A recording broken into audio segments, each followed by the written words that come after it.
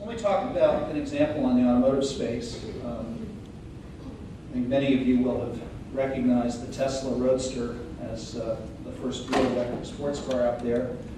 For most of us, that's a lot less relevant. The fact that it does go 0 to 60 in about 3.8 seconds makes it a lot of fun to drive.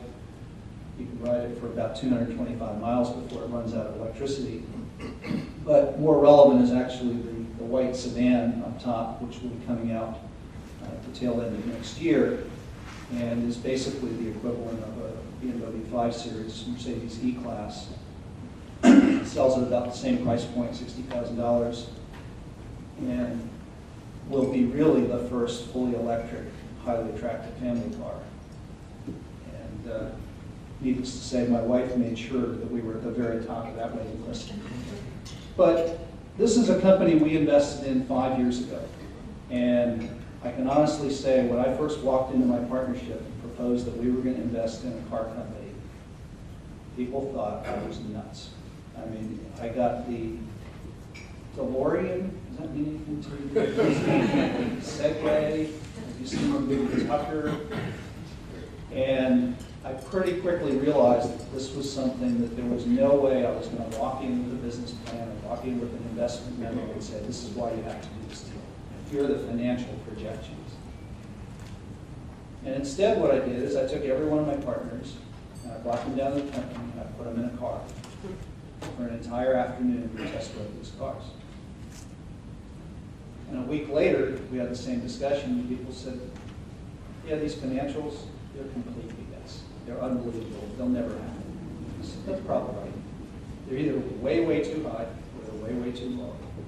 But they're never going to be exactly what we say now.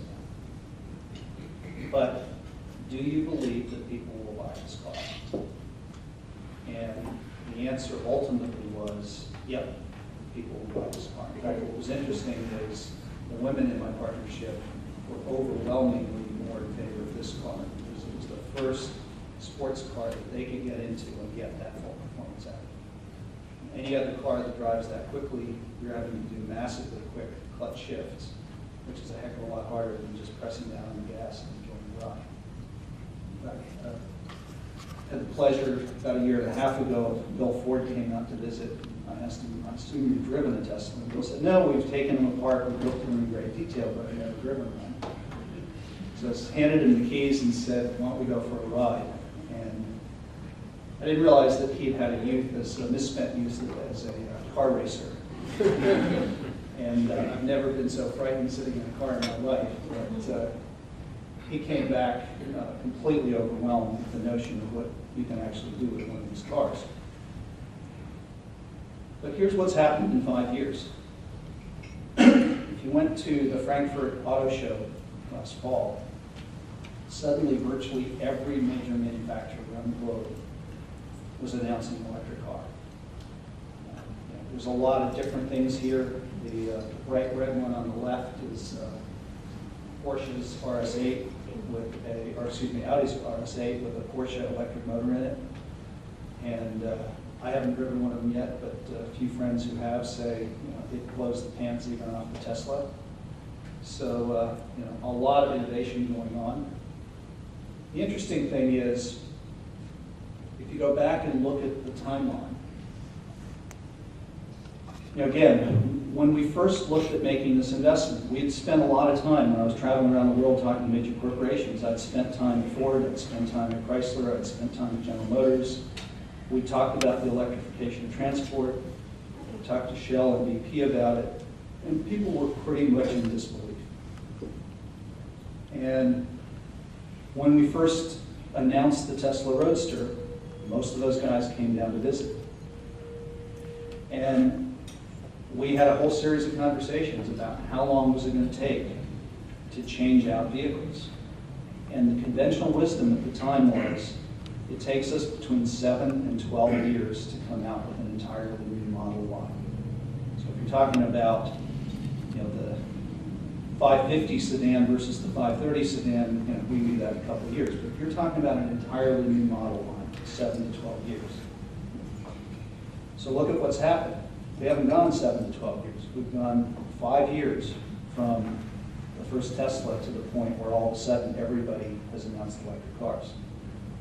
So an industry that we perceived as being one of the slowest to change has suddenly figured out in a big hurry how it needs to change.